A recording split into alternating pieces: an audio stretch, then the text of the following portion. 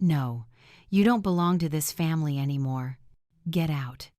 "My daughter, Melissa," shouted that at me while I sat at her kitchen table, after I'd arrived on time with my market bags and spent 3 hours cooking for her whole family. I didn't stand up. I didn't cry. I just looked her straight in the eye and thought, "Remember this day, daughter. Today you didn't just lose your mother. Today you destroyed your own future." While she kept screaming, her face flushed with the fury I'd known since she was a child, my mind was already working, calculating, deciding. At 70, you learn that words can hurt, but actions leave deeper wounds. And I already knew exactly what I would do. That morning I'd arrived at Melissa's house at 11:30 a.m. As every Sunday for the last 2 years, I rang the bell carrying 2 heavy bags filled with fresh ingredients I'd bought at the market early. Mark, her husband, opened the door without a greeting and stepped aside for me to pass. Melissa was glued to her phone on the couch and didn't bother to look up.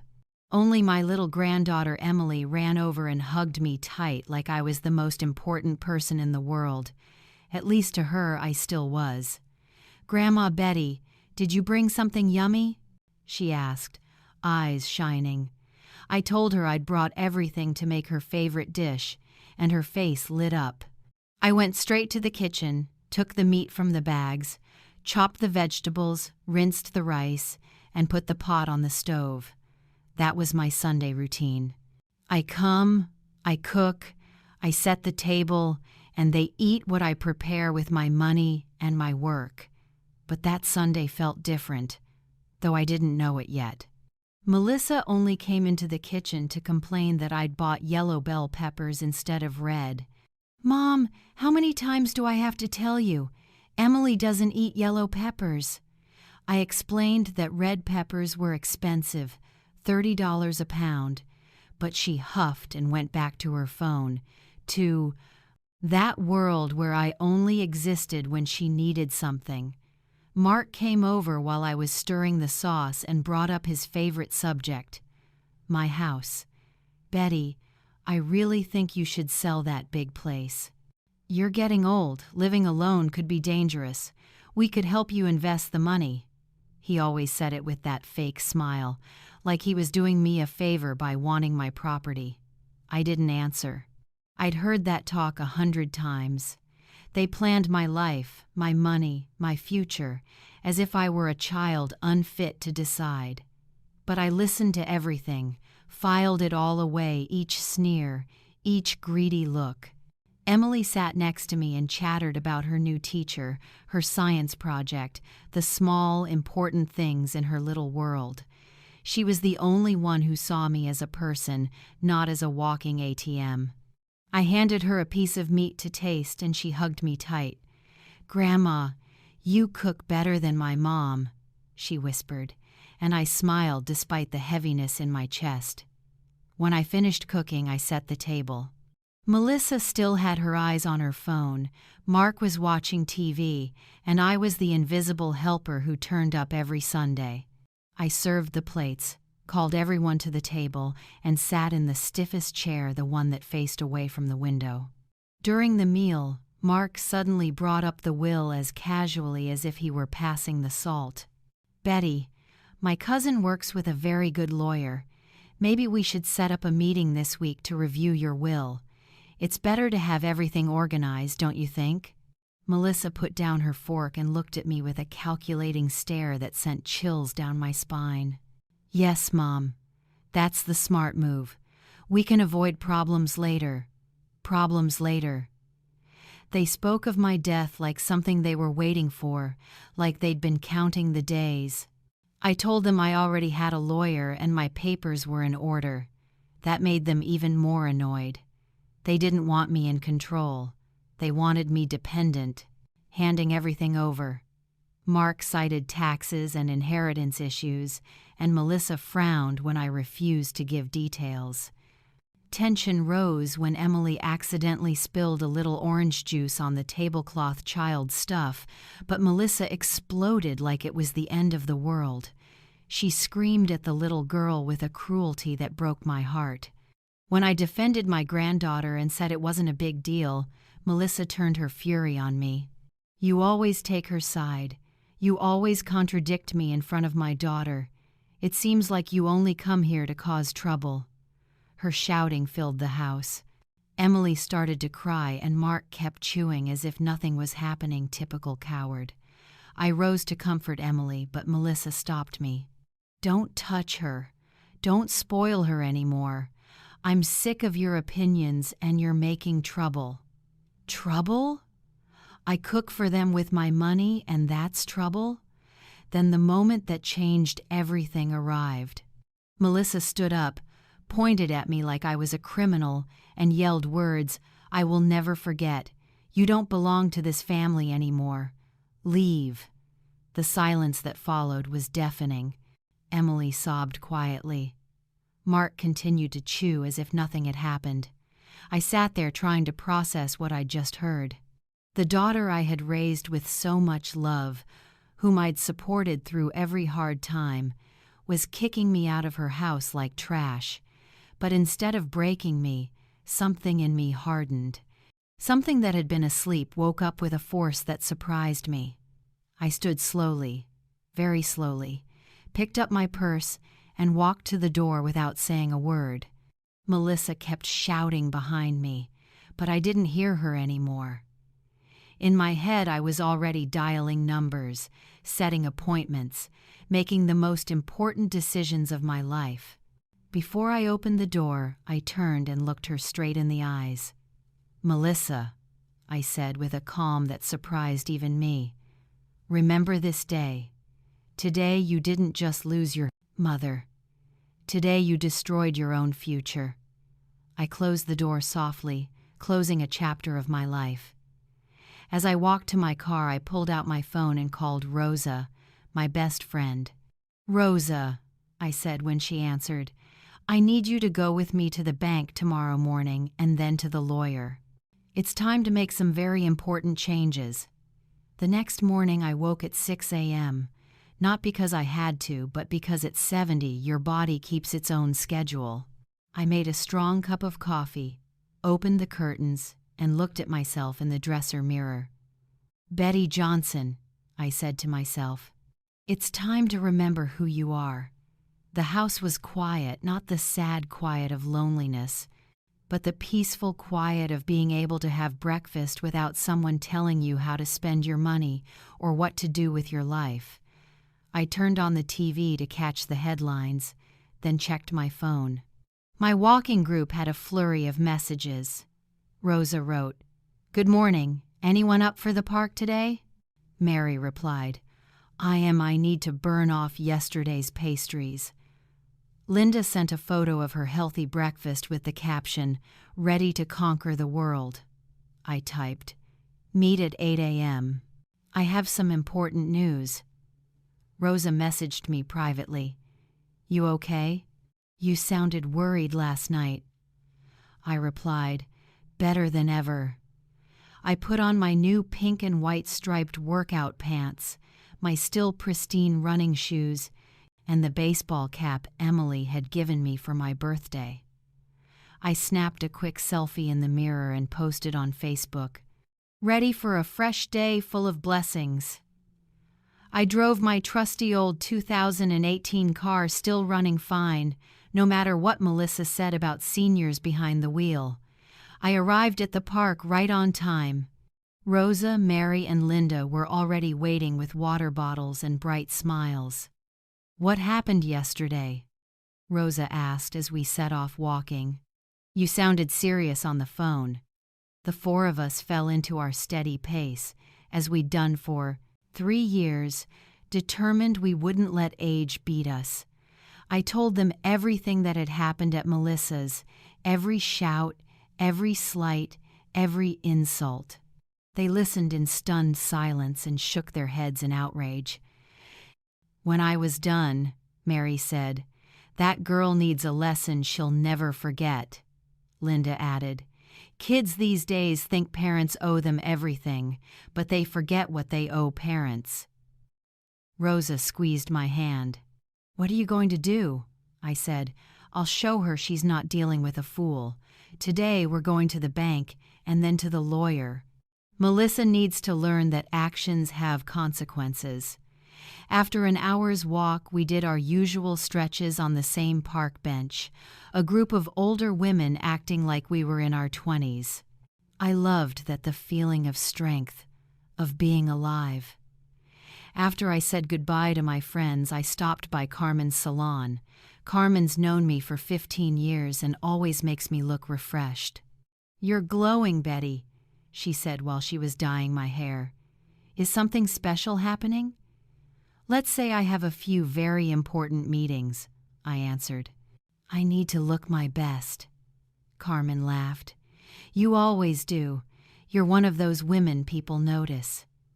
While she blow-dried my hair, I checked my bank app to review my balance. Thank God. My husband and I had been prudent. We had a solid retirement, the savings of a lifetime, and a fully paid-off house. Melissa and Mark always assumed I was an old fool who didn't understand money, but they were completely wrong. I pulled up my digital address book and scanned contacts. Mr. Robert, my trusted attorney. I called him while Carmen filed my nails. "Hello, doctor. This is Betty Johnson. I need to make some important changes to my will. Can you see me this afternoon?" He asked, concerned. "Betty, is everything all right?" I said. "Everything's fine. I just need to update a few things. Is 4 p.m. okay?" We set the appointment. Right then, Rosa arrived at the salon. She'd agreed to come with me to the bank and then to the lawyer. "You look radiant today, ready to take on the world," she said, and we drove together into town. At the bank, I met with Mr. Charles, the branch manager who's known me for years. "Betty, how can I help you today?" he asked. I explained I wanted to review all my accounts and investments and make some changes. He raised an eyebrow. "Is there a problem?" I smiled. "No problem. I just want to make sure my money is exactly where I want it." We went through everything: savings accounts, certificates of deposit, checking accounts. All were in order, all in my name as they should be.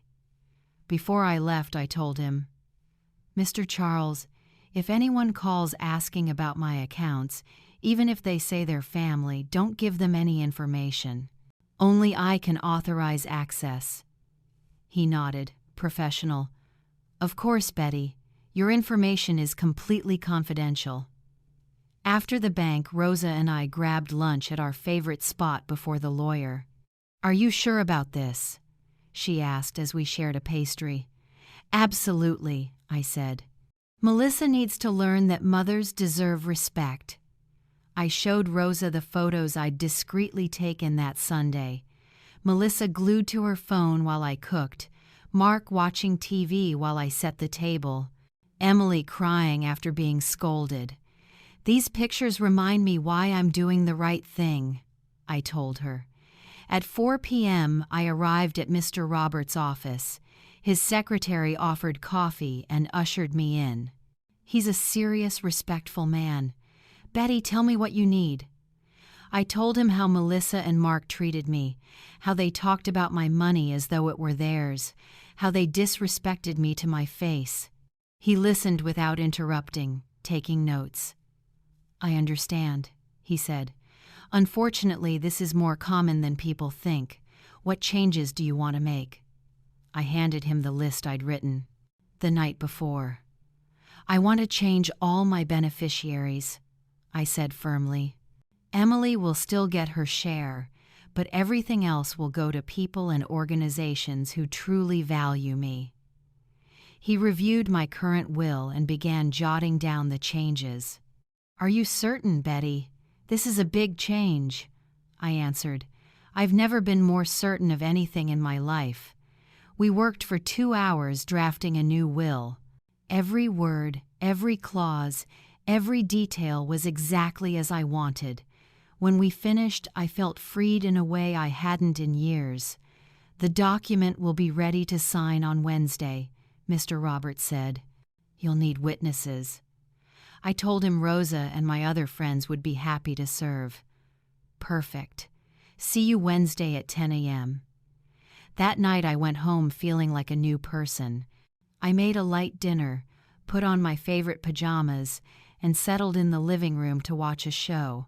The phone rang nonstop, Melissa calling, but I didn't answer. Before bed, I wrote in my journal, "Today marks the start of a new life. Today, Betty Johnson decided she is worthy of respect and dignity. Tomorrow, Melissa will begin to understand that her mother can stand up for herself." The days that followed passed in a strange, quiet way.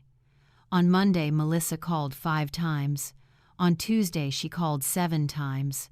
I didn't pick up not because I was angry, but because I finally understood something. I am under no obligation to be available to someone who disrespects me, even if that person is my own daughter.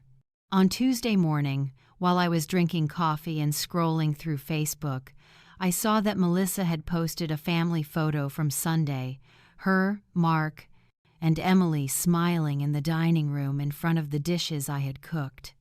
The caption read, "Sunday with the family, so happy with our perfect little home." Not a single mention of me, not a nod to the work or money I'd put in, as if I had never existed. Rosa called right away. "Did you see Melissa's proposal?" "Facebook?" she asked. "I saw it," I said. "Nothing surprises me anymore." Rosa was furious. "Doesn't she have any shame? Posting the meal you made and not even mentioning you?"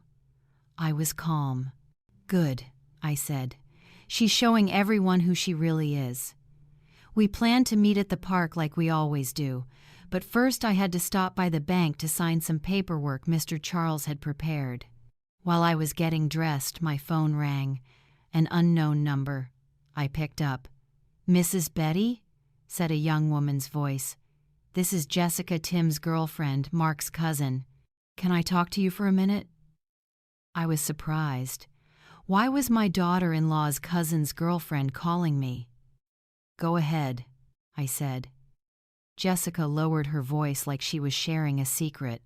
"I don't know if you heard, but Mark and Melissa talked to Tim about getting a loan. They say you'll put up the money for a down payment to start a business, but the banks are slow because you're older." My blood went cold. "A loan for what?" I asked. Jessica hesitated. "To open a clothing store. Mark says you already agreed, but the bank is slow." I asked, "How much?" Jessica answered, $200,000. Mark told people that amount isn't a big deal for you because you have a lot of money. I thanked Jessica for telling me and asked her not to mention our conversation. I hung up, shaking with indignation. Not only had they disrespected me, they were using my name to secure loans, promising others I would pay. I called Mr. Robert right away. "Lawyer, I need to sign my will today instead of waiting until Wednesday." His secretary told me the documents were ready. "Perfect. I'll be there in 2 hours." I called Rosa, Mary, and Linda, explained the situation, and each agreed to come as a witness. Mary said sharply, "It's time you put an end to their abuse." On the way to the lawyer's office, my phone wouldn't stop buzzing. Melissa moved. From calls to texts. First text, "Mom, why aren't you answering? Is everything okay?" Second, "I'm worried. If you don't answer, I'll come over." Third, "Don't be stubborn. Everyone has bad days." Bad days? As if humiliating me in front of my granddaughter was just a bad day. As if turning me into a house servant was a bad moment. As if borrowing money in my name was child's play. At the office, Mr. Robert received me with absolute professionalism. We went through the new will line by line. Emily would still receive an important share. She had done nothing wrong, but everything else would change completely. The house, the thing Melissa and Mark coveted most, would now be donated to a foundation that helps elderly women who have been abandoned. The bulk of my savings would go to charities that actually make a difference in the community. A portion would go to Rosa, who'd been more like a sister than a friend for so many years. "Are you sure, Mrs. Betty?" the lawyer asked. I replied, "I've never been more sure of anything. I want my money to go to people who truly value it and will use it for good." I signed each page with a calm I didn't expect. Rosa, Mary, and Linda signed as witnesses and then hugged me tight. Linda said, "I admire you. I wish more women had your courage." We left the office and celebrated with coffee and pastries at the cafe next door. We were still chatting and laughing when the phone rang again. This time, it was a landline. I picked up and heard Mark's voice. "Hello, Mrs. Betty. Sorry to bother you, but Melissa is very worried because you won't answer your phone. Are you all right?" His tone was syrupy and fake, as always. "Everything's perfect, Mark. Do you need something specific?" I asked. "Well, yes. We wanted to talk to you about a really good investment opportunity, an investment that could benefit the whole family." And there it was, the true reason for their frantic calls. They weren't worried about me. They were worried about my money. "What kind of investment?" I asked, though I already knew. Mark, thinking I had taken the bait, started to get excited. "A clothing store, Mrs. Betty. The location is perfect, right in a busy shopping area. We just need the startup capital." "How much capital?" I asked, feigning interest. $200,000, he said, "but it's a very safe investment. In a few months we'll be seeing profits." Exactly the same number Jessica had told me. "Mark," I said gently, "that sounds interesting. Come over tomorrow and show me the whole business plan, papers, numbers, everything. I want to see exactly how my money would be used." Mark was ecstatic, his voice trembling. "Yes, Mrs. Betty. Is 3 p.m. okay for you?" I nodded. "Perfect. I'll tell Melissa. She'll be thrilled." I hung up and my friends stared at me. Rosa asked, "Are you actually going to give them the money?" I smiled. "Of course not. But tomorrow they'll get a lesson they'll never forget." That night I went home and prepared everything for the next day. I printed copies of the new will, printed the WhatsApp messages where Melissa had insulted me, and gathered all the receipts from the Sundays. I'd cooked for them, the market slips, the ingredients, every penny I'd spent with my own money. I also prepared my digital voice recorder, the one I used to record medical appointment notes. Tomorrow I would record the whole conversation, because I knew Melissa and Mark would later deny everything, say I was confused or that I'd heard things wrong. Before bed I wrote in my journal, "Tomorrow Melissa and Mark will learn that their mother is not the foolish old woman they think she is. They will learn that actions have consequences and that respect is not begged for it must be earned." I slept deeply, more peacefully than I had in months. For the first time in a long while I felt fully in control of my own life. At 3 p.m. the next day, Melissa and Mark knocked on my door. I watched them arrive from the living room window. She carried a brand new pink folder and he had a laptop under his arm. They were polished and smiling as if they were heading to an important business meeting. How ironic. Melissa leaned in and kissed my cheek like Sunday had never happened. "Mom, you look so much better." "Feeling better?" she asked, as if what she'd done was just a passing sniffle. Mark hugged me with that fake familiarity that always made me uncomfortable. "Thank you for having us, Mrs. Betty. We're excited to share this opportunity." They sat in my living room like they owned the place. Mark immediately opened his laptop. "Would anyone like some coffee?" I asked, giving my warmest host smile. Melissa nodded, still leafing through her papers. "Yes, Mom, thanks. But don't fuss, this won't take long. Don't fuss, as if serving them were an imposition." I went to the kitchen, made coffee, and discreetly turned on the recorder, hiding it on the tray under a stack of napkins. Every word they said would be preserved. Back in the living room, I poured the coffee. Mark had his presentation up on the screen. "Mrs. Betty, here's the storefront we plan to lease," he said, showing me photos of a space in a busy area, lots of young foot traffic, which he said was our target market. Melissa pulled a few sheets from her pink folder. "Mom, here are the projections. We need $200,000, but look at these profit forecasts, very solid."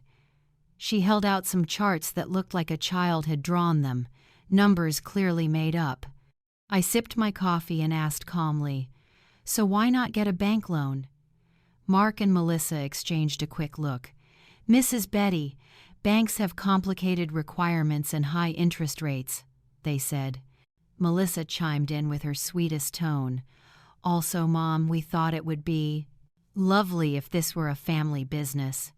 You'd be a partner, not just an investor." A partner, as if I would have any real control. "And what guarantees are you offering me?" I asked. Mark grew flustered. "Guarantees? Well, Mrs. Betty, we're family. Our word should be enough." Melissa nodded. "Mom, since when do you need guarantees from your own daughter?" Since the day she screamed at me that I didn't belong to her family, I thought, but I didn't say it. I kept asking questions. "Have you researched the competition? Do you know how many clothing stores are already in that area?" Mark stammered about their idea being different but had no real figures. "If the business fails, who pays me back?" I asked. Melissa grew impatient. "Mom, why are you so negative? It will work fine." They had no plan B, only dreams and my money. I changed tack. "Melissa, after what happened on Sunday, I'm surprised you'd come to ask me for money." Her face clouded. "Mom, I told you everyone has bad days. Don't hold a grudge." I looked her in the eye. "You yelled at me that I don't belong to your family. You kicked me out of my own home, and now you ask me for $200,000 like nothing happened." Mark interjected. "Mrs. Betty, families argue. The important thing is to move forward." Melissa sighed dramatically. "Okay, Mom, I'm sorry about Sunday." "That has nothing to do with the business. An apology without sincerity, just a tool to get the money." "I'll think about it," I said, standing. "This is a lot of money. I need to be certain." Melissa went pale. "Think?" "Mom, we've been working on this for weeks. The landlord needs an answer this week." Mark snapped his laptop shut, visibly annoyed. "Mrs. Betty, this opportunity won't wait. If we don't take the space now, someone else will." The old pressure tactics. $200,000 isn't candy," I said. "I need to consult my lawyer, review my finances, and be absolutely sure." Melissa jumped up. "A lawyer? Why do you need a lawyer?" "We're family." "Precisely because we're family, I must do things properly," I said. "If we're partners, we need a legal contract to protect everyone." Mark stood up too. "You're making this complicated," he said.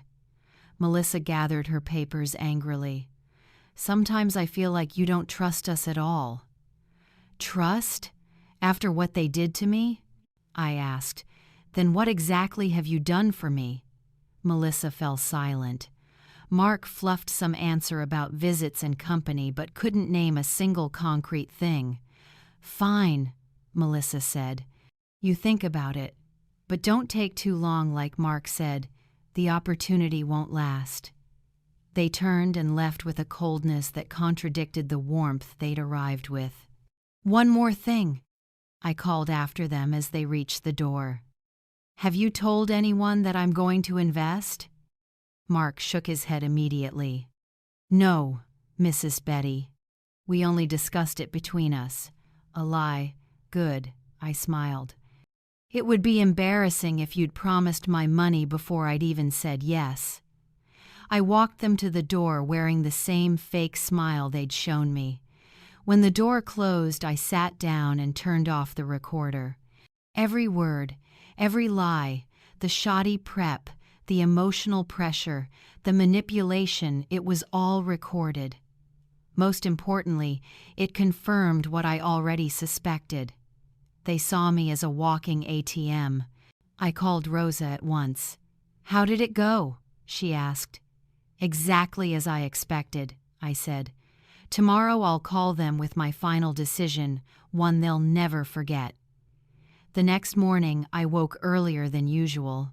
I'd made up my mind this day would be the day Betty Johnson truly took back control of her life. I had a leisurely breakfast, put on my favorite navy suit, the outfit that makes me feel powerful, and left the house with a calm I hadn't felt in years. First stop, the bank. Mr. Charles received me in his private office as always. "What can I do for you today?" he asked. I smiled and began to list the important account changes I intended to make. "I want to change all my passwords, update my beneficiaries, and set up stronger security measures," I told him. Mr. Charles took notes on everything I said. "Is there a specific problem, Mrs. Betty?" he asked. I told him about Jessica's call and how Melissa and Mark were using my name to obtain loans. "I want to make sure no one can access my information or use my name without my express permission." Mr. Charles nodded. "All business. We'll change all your access codes and put a special alert on your accounts. If anyone mentions your name in connection with any financial transaction, we'll call you immediately to confirm." "Perfect," I said. I also took the opportunity to withdraw a decent chunk of cash not to spend, but to have on hand for what I had planned. Mr. Charles handled everything quickly and without unnecessary questions. "Do you need any paperwork?" he asked. "Just the latest statements," I replied. After leaving the bank, I went straight to Mr. Roberts' office to pick up the notarized copies of my new will. His secretary handed me a sealed manila envelope. "He wanted me to tell you everything is perfectly in order," she said. "Your previous will has been officially revoked." Next stop was Rosa's house. I needed my best friend there for what was coming. I found her watering the plants in her garden. "Ready for the show?" I asked. Rosa grinned. "Ready. Drive me to your place." "I wouldn't miss this for anything. I've been waiting for you to put them in their place for years." We drove back to my house, talking about everything that had happened over the last few days. Once home, I set things up as if it were a serious business meeting. Tablecloth, my best coffee set, and all the documents laid. Out the notarized copies of the new will, the receipts for the Sunday meals I'd covered, and the transcript of yesterday's recording. "Nervous?" Rosa asked as she adjusted the chairs. "Not at all," I said. "On the contrary, I feel free. For the first time in years, I'm going to say exactly what I think without fear of the consequences." Rosa hugged me. "I really admire you." I dialed Melissa at 2 p.m. She answered after 2 rings. "Mom, what do you think about the investment?" she asked, eager and hopeful. "I've made a decision, honey. You and Mark come over. There's something I need to tell you." "Is 3 p.m. okay?" Melissa asked. "Perfect," I said. "Mom, can you tell me what the decision is?" she pressed. I pretended the line was breaking. "Hello? Hello?" And then I hung up with a small smile. Rosa and I sat and waited. "How do you think they'll react?" she asked. "They'll be furious," I said. "They'll call me crazy, say I've been manipulated, that I don't know what I'm doing. But this time I don't care." At 3 p.m., they arrived. This time they looked relaxed. Melissa carried a bottle of champagne. "To celebrate our new partnership," she said. Mark had flowers. for the best mother-in-law." His fake smile was exactly as I remembered. "Come in," I said, formally. "I've been expecting you." Rosa was already seated in the living room. Melissa blinked when she saw her. "Hello, Mrs. Rosa. I didn't know you were coming," Rosa answered. "Betty asked me to be here as a witness." Mark faltered for a moment. "A witness to what?" "I invited them to the dining table where everything was ready." "A witness to our conversation," I said. "I want everything about my money to be crystal clear from the start." Melissa and Mark sat down, still holding the champagne and flowers. "So, Mom," Melissa began, "what's your decision?" I looked her straight in the eye. "My decision is no." The room went so quiet, you could hear a pin drop. Melissa blinked rapidly, like she didn't understand. "No? What did you say?" "I will not invest in your store," I said clearly. "I will not give $200,000. Mark leaned forward. "Mrs. Betty, may I ask why?" His voice tried to stay calm, but it was shaking. "Of course," I said. "Reason number 1. I set the printout of yesterday's recording on the table. Yesterday you lied to me. You said you hadn't told anyone I would invest, but I know you promised my money to others." Both of their faces went pale. "Number 2, I continued, pulling out the stack of receipts. "For 2 years I paid out of my own pocket for groceries and cooked for you every Sunday, and I was treated like a servant. Here are all the receipts, more than $20,000 of my own money." Melissa opened her mouth to argue, but I raised my hand. "Number 3, I said, producing the photos I'd taken discreetly. "These photos show how you treat me, Mark, watching TV while I cook, Melissa glued to her phone while I clean, Emily crying after being yelled at. And finally," I said, opening the envelope with the will, "last Sunday you told me I don't belong to your family. You told me to leave. I thought long and hard, and I did exactly what you suggested.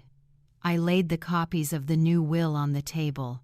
Emily will still receive her share because she's innocent, but everything else, including this house, will go to charities and people who truly value me." Melissa stood up, knocking her chair over. "You can't do that. That's my inheritance. I'm your only daughter." Mark sat frozen, staring at the papers like they were a death sentence. "My inheritance?" I rose. "Love and respect are part of an inheritance too, and you threw that away last Sunday." "You're crazy!" Melissa screamed, Rosa's put. "None of those ideas in your head. The neighbors will think you're losing your mind." Rosa stood up. "Betty is clearer-headed than ever. The only thing she's lost is patience for your disrespect." Mark finally spoke. "Mrs. Betty, this is serious. You can't make decisions like this out of anger." "Anger?" I repeated. 2 years of humiliation is temporary anger?" I stepped toward the door. "But you're right about one thing. I don't belong to this family anymore. Because a real family doesn't treat its elders like trash. A real family doesn't treat parents like ATMs," I said. Melissa ran after me, crying with fury. "You'll die alone. No one will take care of you. You'll regret this." I turned one last time. I'd rather die alone with dignity than live surrounded by people who only want my money. I threw the door open. "Now leave my house and don't come back until you learn how to respect your mother." They stormed out, Mark muttering insults I didn't bother to hear. When they were out of sight, Rosa and I sat quietly for a minute. Then she started clapping. "Brilliant, Betty. Absolutely brilliant." We hugged, and for the first time in a long while I felt truly free. The next day was Friday, my salon day with Carmen. I arrived early, wanting to look my best for what I'd planned. Carmen noticed something different. "Betty, you look radiant." Something good happen? She asked as she mixed the color. I smiled. Let's say I finally put things where they belong. As she blow-dried my hair, my phone kept buzzing. Melissa had been calling all morning since 7 a.m. I also had messages from unknown numbers, probably distant relatives Melissa had asked to call to pile on the pressure. I didn't answer any of them. Mrs. Betty, Carmen said while she worked on my nails.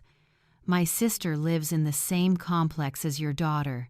She said there was a lot of yelling yesterday. Is everything okay? I told her briefly what happened. Carmen shook her head.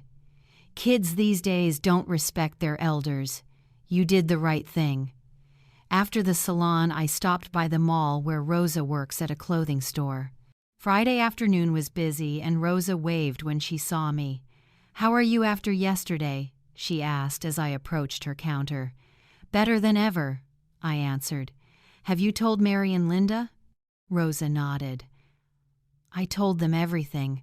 They're so proud of you. Mary said she wishes she had your courage to stand up to her rude daughter-in-law. We laughed together. Family troubles are more common than people admit. As we were talking, I saw someone familiar enter the store.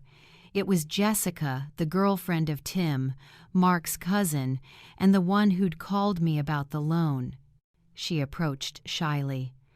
Miss Betty, can I talk to you for a moment? Rosa discreetly stepped away. Of course, Jessica. What is it? Jessica looked nervous. Sir, Tim told me that Mark called him yesterday, very angry. He said you'd gone crazy and canceled everything because of your friend's influence. I felt a chill. So their campaign to discredit me had already started. What else did he say? I asked. Jessica lowered her voice.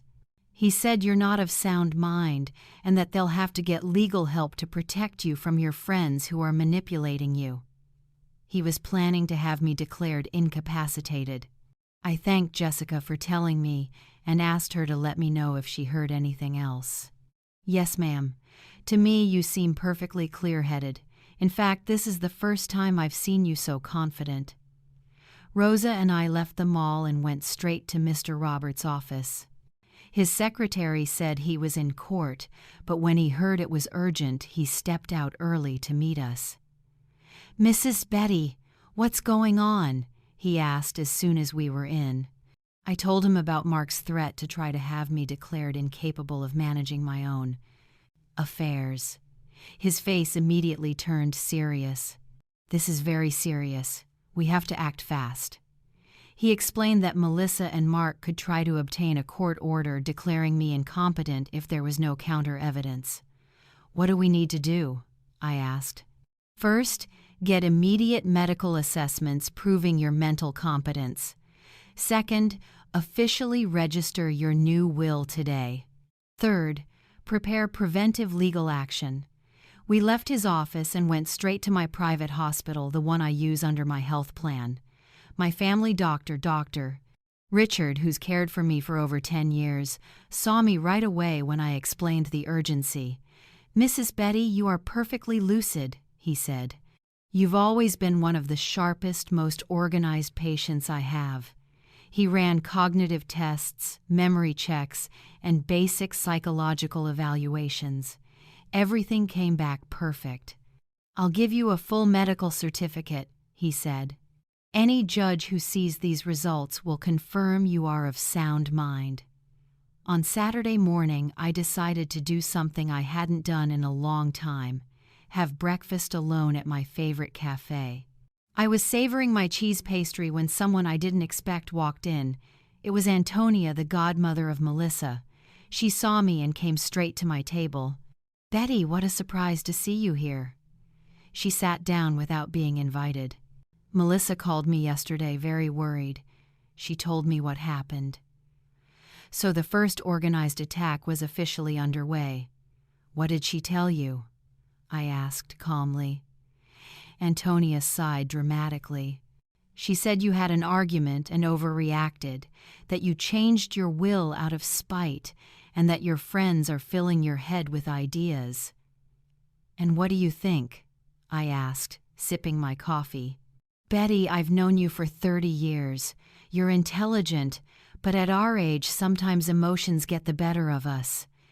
"Antonia," I said, looking her in the eye. "Did you know?" Melissa screamed, saying at me that I don't belong to her family. "Did you know the two of them treat me like a servant every Sunday? Did you know they used my name to take out loans without asking?" Antonia's face changed. "No, Melissa didn't tell me those things." I told her everything, leaving nothing out. When I finished, Antonia was silent for a long time. "I had no idea things were that bad," she said finally. "Do you know what's saddest?" I asked. "Melissa worries more about the money she lost than she does about the mother she hurt. She never offered a genuine apology. She only wants everything to go back to the way it was."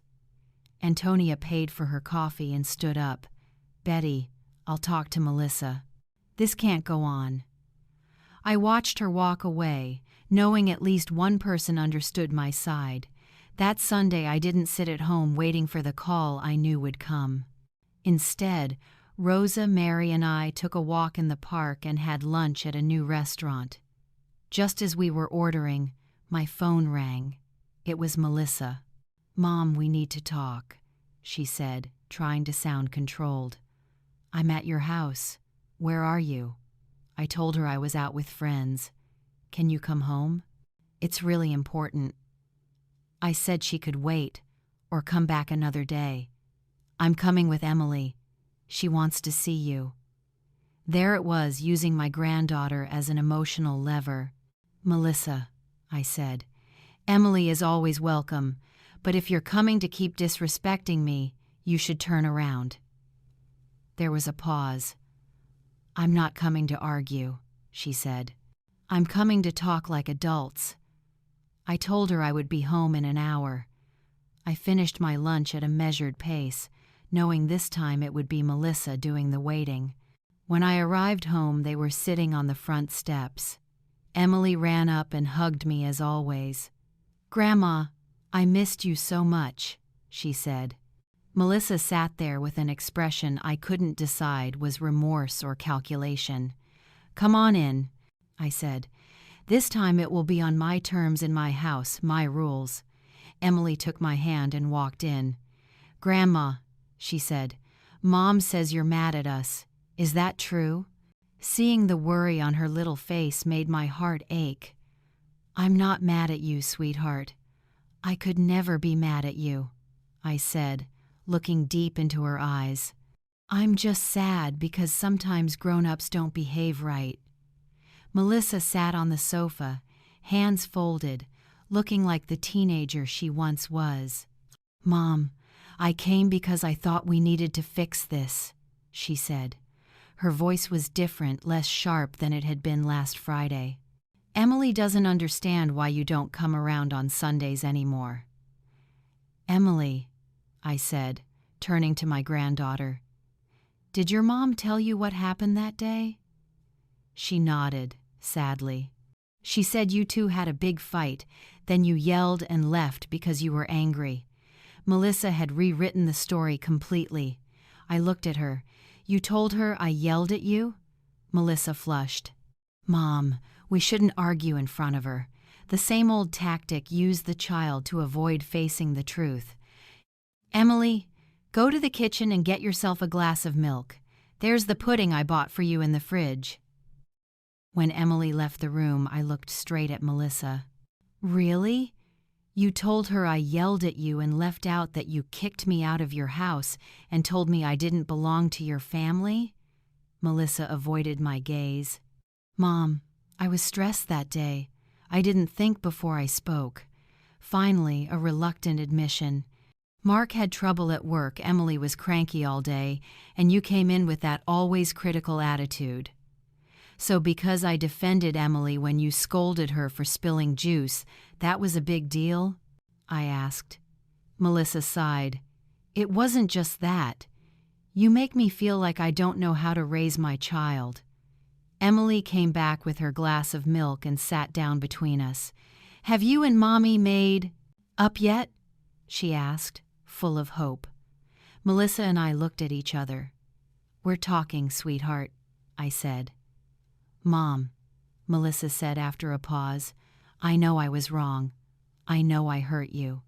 But changing the whole will, that's extreme." There it was, the heart of it. Not that I'd been hurt, but that money might be at stake. "Melissa," I said slowly, keeping my voice calm, "the will is an outcome. The issue is how you treat me, how you only come to me when you need something." Emily watched us, too young to take it all in but feeling the tension. Melissa leaned forward. "Okay, I admit I acted thoughtlessly. But Mom, we're family. Families forgive." She dropped the magic word forgive without any sign of real change.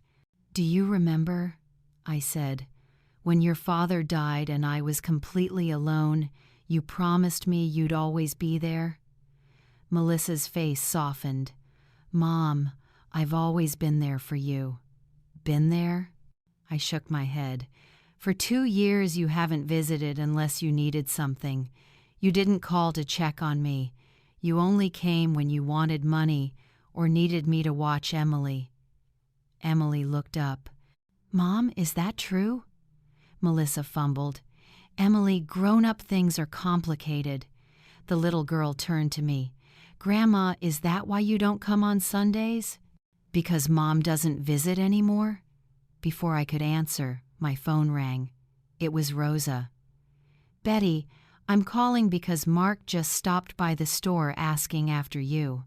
He told my manager you're sick and the whole family is worried." Melissa went pale the instant I mentioned Mark's name. "What did he tell my cousin?" I asked. Rosa replied over the line, "I just said I saw you yesterday and you looked fine and happy, but be careful, my friend. He's spreading lies about you." I hung up and stared at Melissa. "Where is Mark now?" I asked. She hesitated. "He's at his cousin's lawyer's office." A cold shiver ran through me. "Which lawyer?" Melissa didn't want to say. "Melissa, which lawyer?" Eventually, she admitted, "The one who's going to help you prove Mom is not of sound mind." I went numb. "Mom, we're only trying to protect you. You changed your will overnight. You don't answer the phone. You're acting strange." Emily looked at me, frightened. "Is Grandma sick?" Melissa soothed. "No, honey. She's just a little confused." Confused? So they intended to paint me as a senile old woman manipulated by my friends.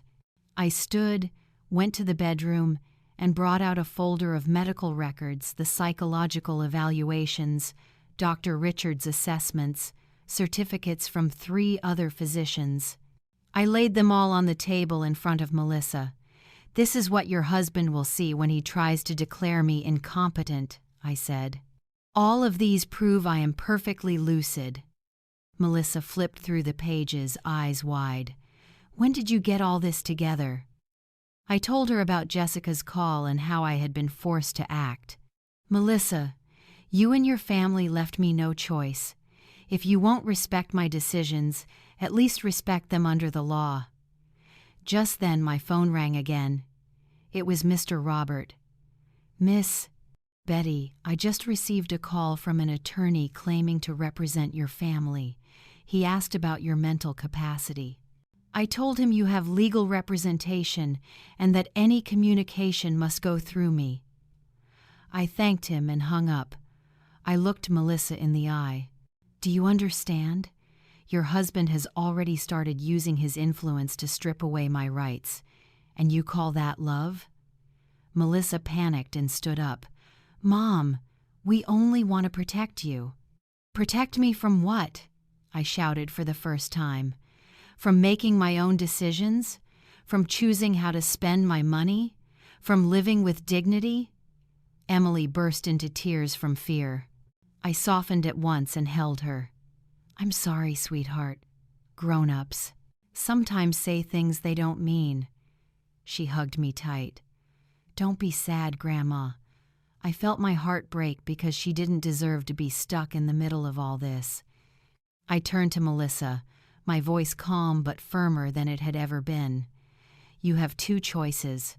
One, you tell Mark to stop those legal maneuvers right now, and you apologize to your mother sincerely. Two, this will be the last time you bring Emily to this house." Melissa froze as if turned to stone.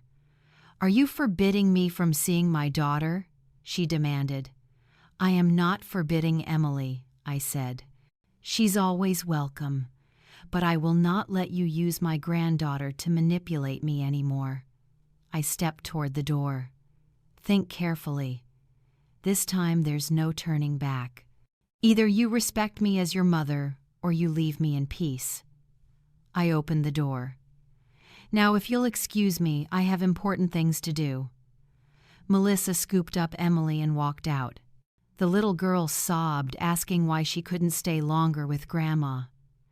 When they left, I sat down on the couch and, for the first time in days, I cried not from sorrow, but from relief. I had said everything I needed to say. On Monday morning, I woke with a strange kind of peace, not the noisy calm of a victor, but the quiet ease of someone finally in charge of her own life. While I was having breakfast, the phone rang. It was Mr. Robert. "Miss Betty, I have good news. Your son-in-law's attorney has officially withdrawn all legal action against you. After we submitted the medical assessments and confirmed you have legal representation, they decided not to pursue it." I felt a wash of relief, though not surprise. Mark was always the kind of man who attacked only when he thought he had the advantage. "So they can't do anything now?" I asked. "Exactly. Your paperwork is all in order. Your mental capacity is medically certified, and the new will is fully valid." After breakfast, I went to the park for my usual walk. Rosa, Mary, and Linda were waiting. "How do you feel after yesterday?" Rosa asked. "Free," I said. "Completely free." Mary, walking beside me, added, "My daughter ran into Melissa at the supermarket yesterday. She said Melissa looked terrible, like she hasn't slept in days." I didn't smile or pity her. I simply said, "Actions have consequences." As we walked, I told them about the call from the lawyer. Linda clapped. "Finally, they have to learn they can't push everyone around," Mary said. "Betty, you're an example to us. Lots of women our age need your kind of courage." After our walk, I stopped by the nursing home where I volunteer twice a week. Miss Carmen, the director, greeted me as always. "Betty, the ladies are waiting for you. They're excited for today's class." I'd started teaching a basic technology class there, how to use WhatsApp to message family, make video calls, and navigate Facebook. "Mrs. Betty," said Mrs. Hope, who's 80. My grandkids didn't believe me when I started sending messages with emojis. Seeing the smiles on their faces when they connected with loved ones warmed my heart in a way I hadn't felt in years. "You've changed our lives," Mrs. Ruby told me. "We used to feel so cut off from the world."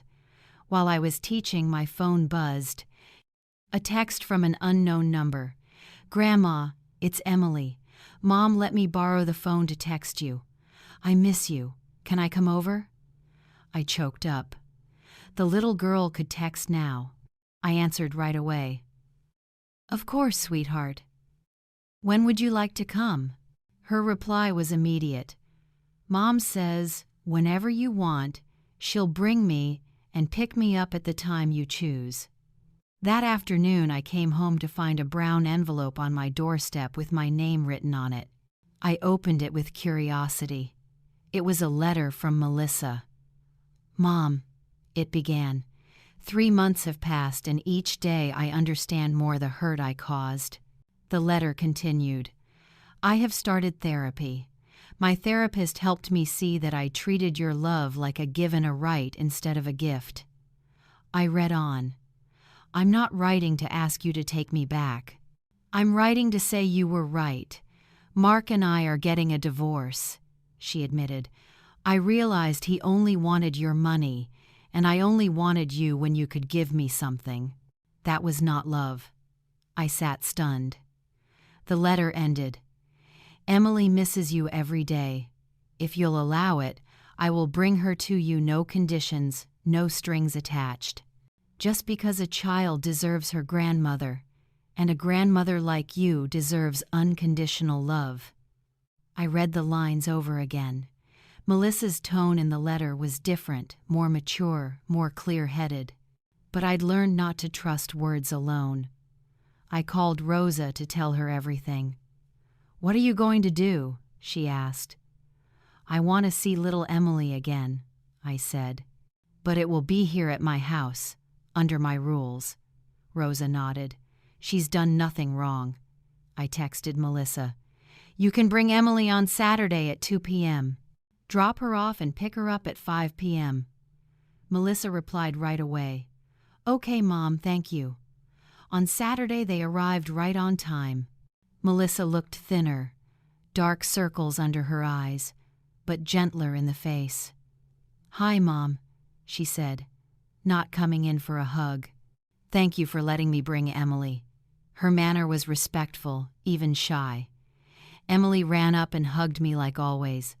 "Grandma, I missed you so much." I picked her up and held her close. "I missed you too, baby." Melissa watched us with a sad smile. "I'll be back at 5, Melissa said. "If you need anything, text me." Emily and I had a wonderful afternoon. We cooked together, played games, watched cartoons. While we were making cookies, she asked, "Grandma, why don't Mommy and Daddy live together anymore?" I explained in words she could understand that sometimes adults make hard choices so they can be happier. "Are you happier now?" she asked plainly, the honest question only a child can ask. "Yes, sweetheart," I answered. "I'm much happier." Emily grinned. "You can tell. You're prettier when you really smile." At 5 p.m., Melissa returned. "Was Emily good, Mom?" she asked. "Always," I said. Emily hugged and kissed me goodbye. "Can I come next Saturday?" she asked. I nodded. As they left, I stood at the gate and watched the sunset. My phone buzzed. "Rosa, how was it?" I texted back.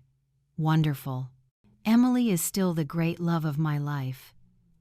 That night before bed, I wrote in my journal, "Today I confirmed what I already felt. I can love Emily with all my heart without tolerating Melissa's disrespect. I can be a grandmother without being a victim. I have reclaimed my dignity, my independence, and my joy. I learned that true love isn't begged for or bargained over. Either it's given fully, or it isn't given at all." Watching Emily walk away with her hair bouncing in the late light, I realized something. Sometimes the deepest love is the love that sets boundaries. I won't cling to relationships that hurt me, but I will always open my arms to my little granddaughter who deserves love pure and whole. Being a mother, being a grandmother, sometimes we forget we have the right to peace, to choose what's healthy for our hearts. Family isn't only where we're born. It can be where we remake love if we have the courage to change. It took me years to understand that holding on to dignity doesn't mean you stop loving. It means learning to love the right way, at the right time, with the right people. What about you? Have you ever had to put boundaries around someone you love? I'd love to read your stories in the comments. Every time we share, someone out there feels a little less alone. If you want to walk with me through the next emotional journeys, don't hesitate to follow along. There are many more stories waiting so we can reflect, learn, and heal together. Until next time, with all my warmth from a grandmother who has learned to love herself again.